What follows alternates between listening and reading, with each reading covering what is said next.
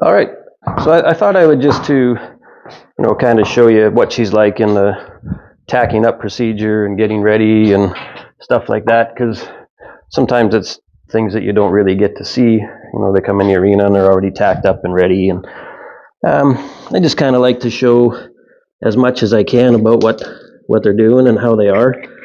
So, in the beginning, I tack her up in the arena.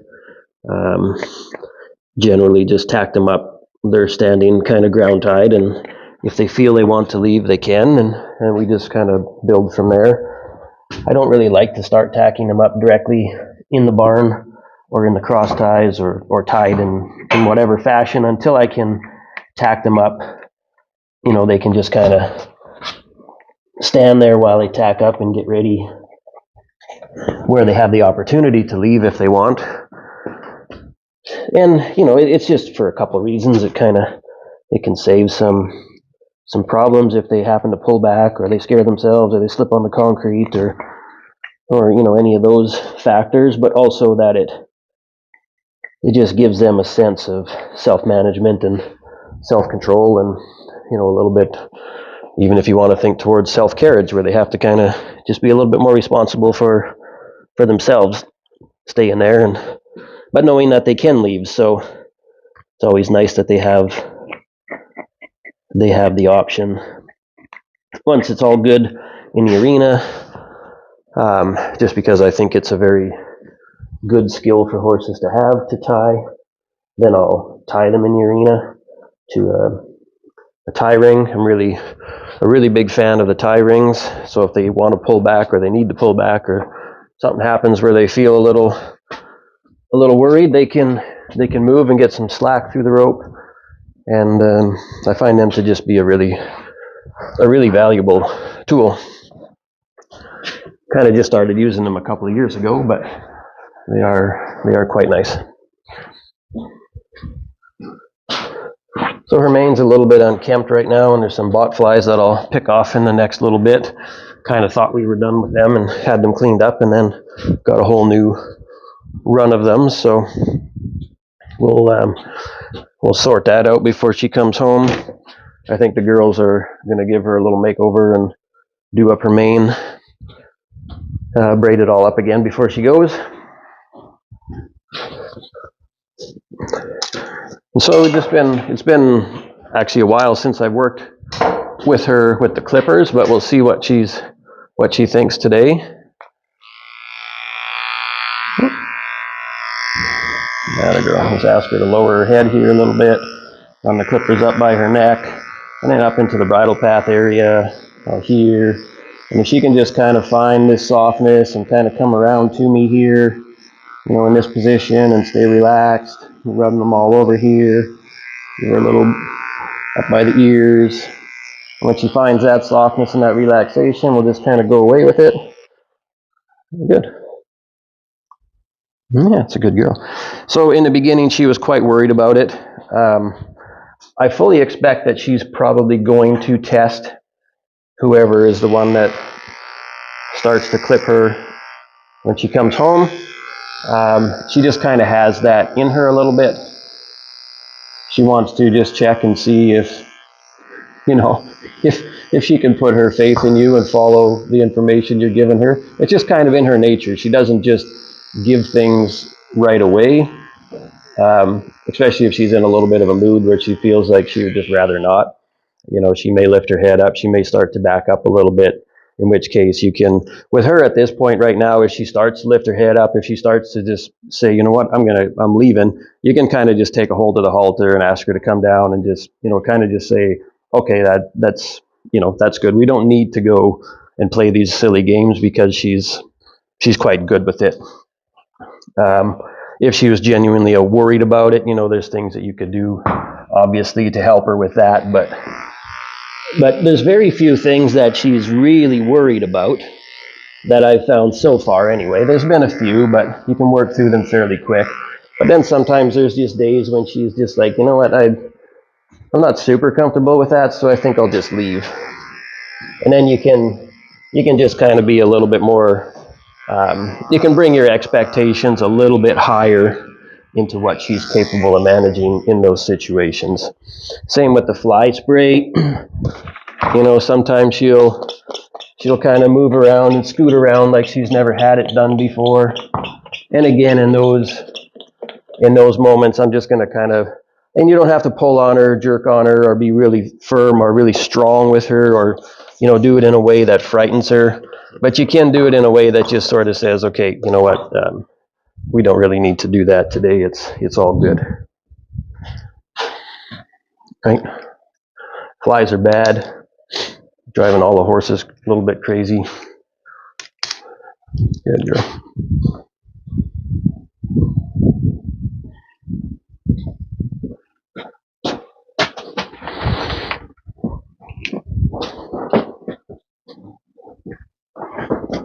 Let's just find my stuff here. Good girl.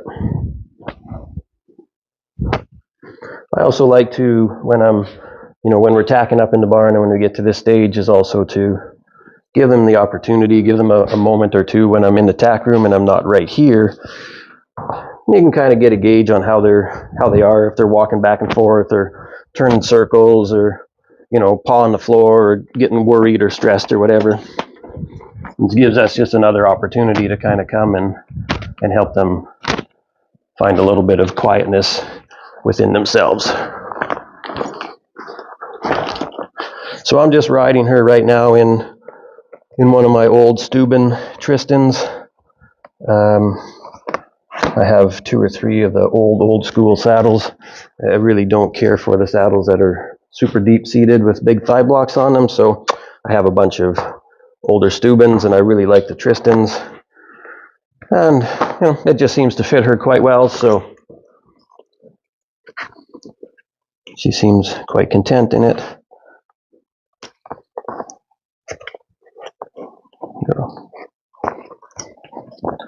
This one has the long billets on it for a short girth, but some of the other models have the short billets and take a long girth, and that's kind of become my preference. I can't really say I have a good reason for that, but I do seem to prefer the longer girth and the shorter billets on the saddles. Good girl. And again, of course, just kind of doing it up snug, but not super tight. Just don't need to offend her with the girth. Good girl. That's it. Good girl. Stretch the skin out of there. Good for you.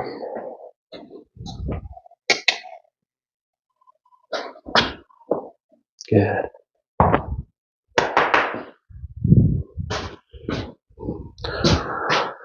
I ride her. I have her right now, and a lot of the young horses I ride in, I've got an Ogilvy pad underneath the saddle. I just kind of prefer to have something under there that offers them a little bit more softness and a little bit more protection over their back while they're developing and gaining strength and all of that. Just, I think it makes them just a little bit more comfortable.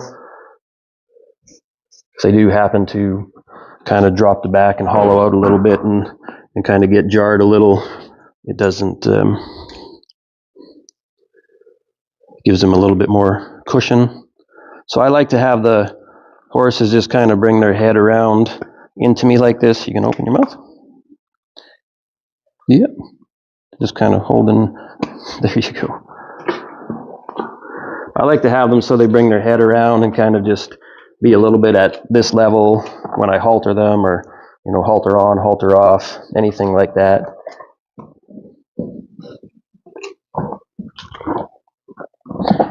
These bridles all just have the nose bands on them.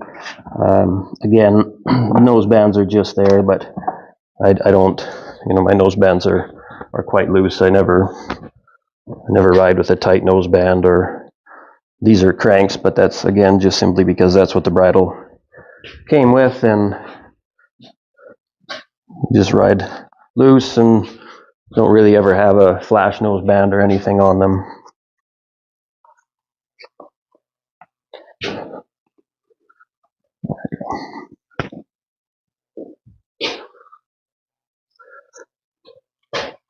And so that's about it for that procedure. I just thought sometimes it's nice to see how they are, you know. Then you know you don't really have a horse that you have to wrestle to get tacked up, and then all you see is the ridden part on the video. So thought that might be a little beneficial to you. There's the clipping stuff. She's good with her feet. I've trimmed her just recently, and yeah, so that's about it for that part.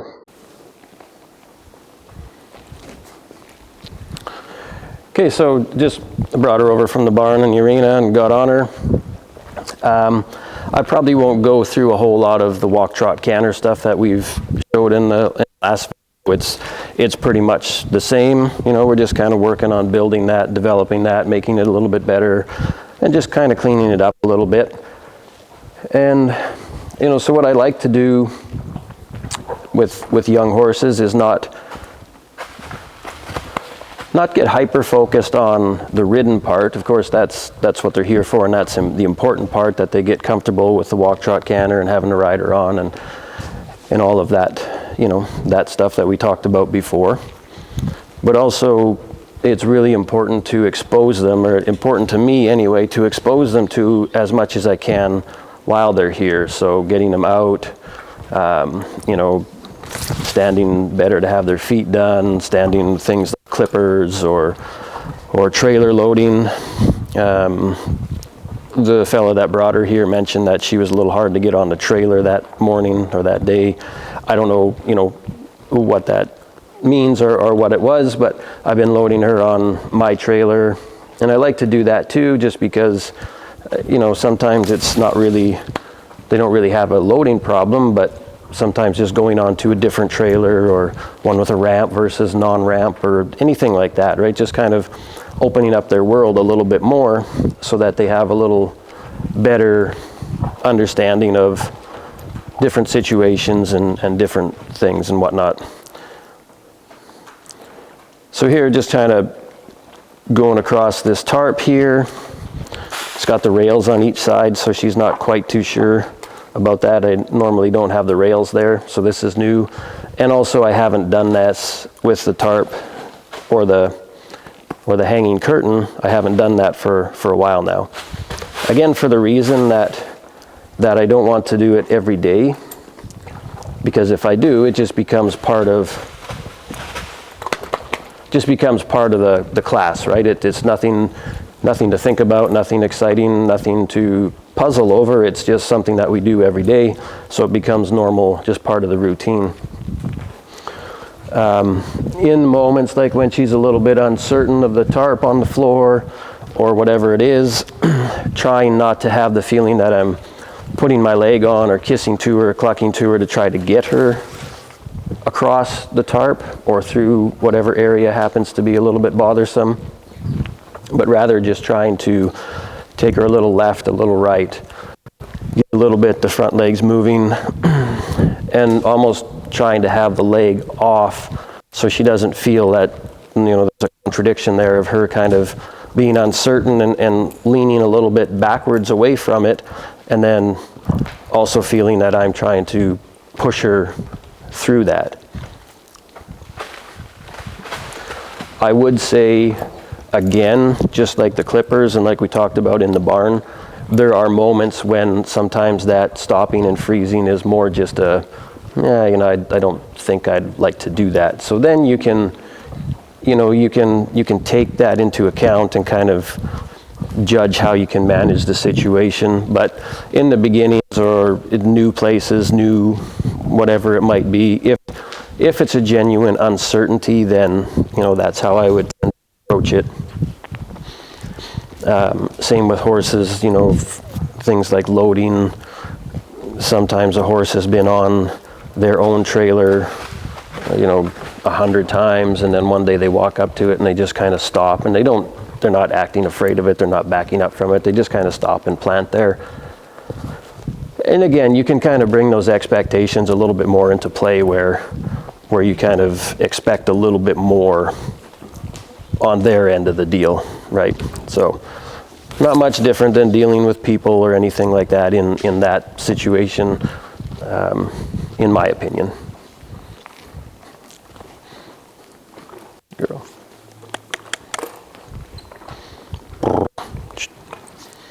So yeah, I've had her out on the trail. I've had her out a few times. She's been out, every time she's been out on her own, like by herself. So it's not like she had to have a buddy go out and babysit her, and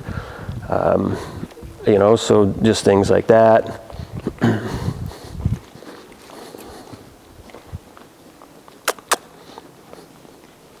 Ooh, that's different, hey?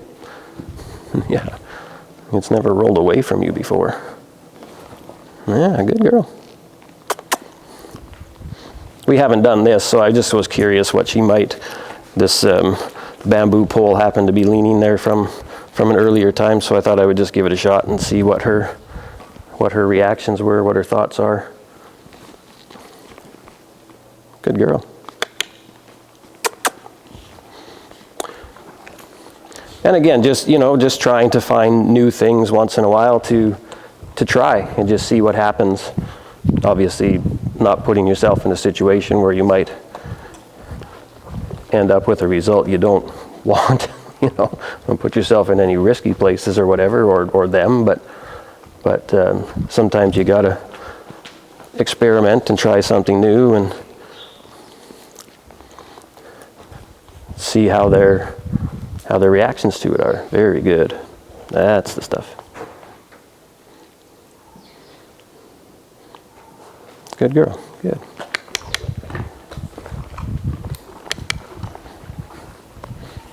Good stuff. Good. Yeah, so, went through the tacking up part. Obviously no real issues there. Nothing to be concerned about. Good girl.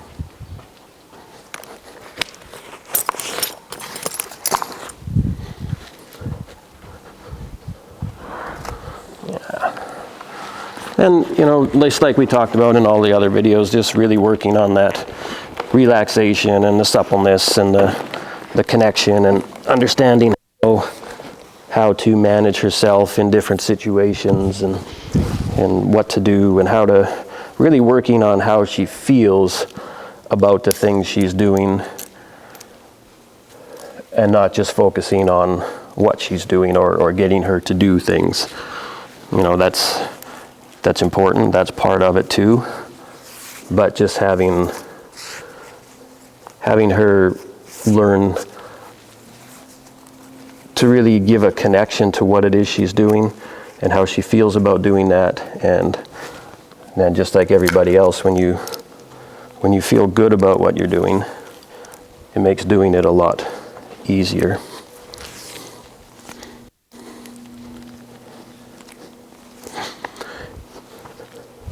And so I also like to, this doesn't happen with every horse after a few months, but I like to have them so that you can ride them bareback.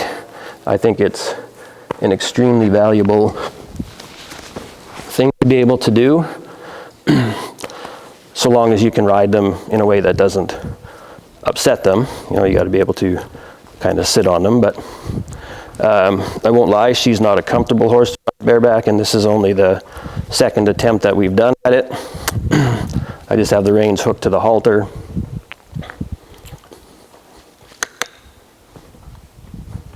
Good girl. But I think it's a really valuable thing for the rider. You can really feel the horse. They can obviously really feel you, good or bad. So you want to try to make that as good as you can, for sure. Yeah, there's your saddle. What's it doing over there? Hey? Isn't it supposed to be on your back? Good girl. Good. Obviously for the rider, it's a very good way to work on your balance and your seat. You can find sometimes with like my older horse, my old gelding, sometimes in the winter when it's cold and it's the end of a long day and I don't really feel like tacking up, I'll ride him bareback, and sometimes I might do that 3-4 days in a row, sometimes maybe a week. And then when you put the saddle back on, it's just that that level of communication is just stepped up a little bit more. So I really find that to be quite a good tool to have to be able to do. Occasionally, some horses, it's also very good to had some horses that are difficult to start under saddle, where sometimes being able to lay on them and sit on them bareback is also kind of that step between the groundwork and the saddle that just kind of gives them that next little bit of confidence and comfort. It's not always simple, but occasionally them learning to wear the rider with nothing in between is pretty beneficial.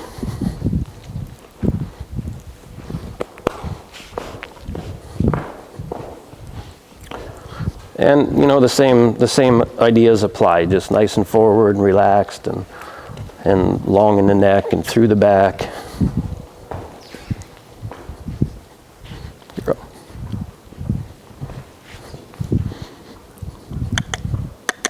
And just trying to keep all of the work very playful so that we can put the knowledge in there and learn some lessons and work on all of the things that we want to develop, but it comes from a little bit more of a playful way. And they start to learn and develop and pick up on things and understand things without really being aware that there's been something intentionally done. And it goes in there in a relaxed way, and it tends to just stay there. And horses have, you know, time off, months off, sometimes years off, and that the knowledge is still there. Maybe physically you got to bring them back and develop them again, but the knowledge doesn't go away if it's put in there in a good way. You know, nice and relaxed, and they're in a learning frame of mind, and physically they're able to do the job. That knowledge just stays there. Good girl. Good.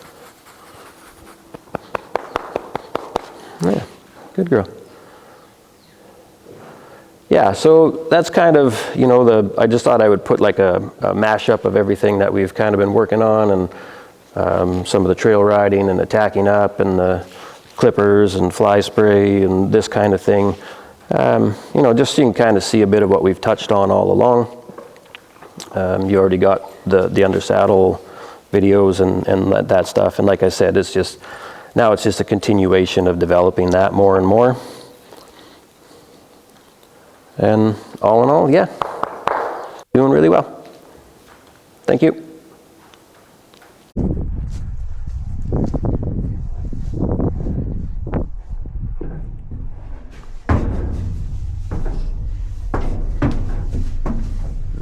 Good girl. Good girl. Yeah.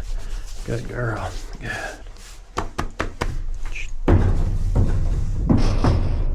Good. And come forward.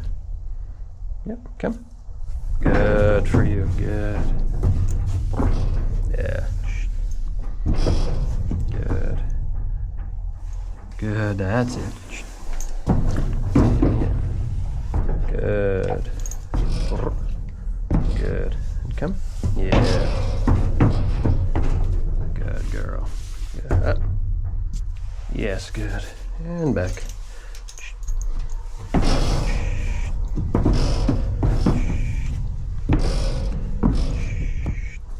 Good for you. Yeah, good. Good girl. Yes, good.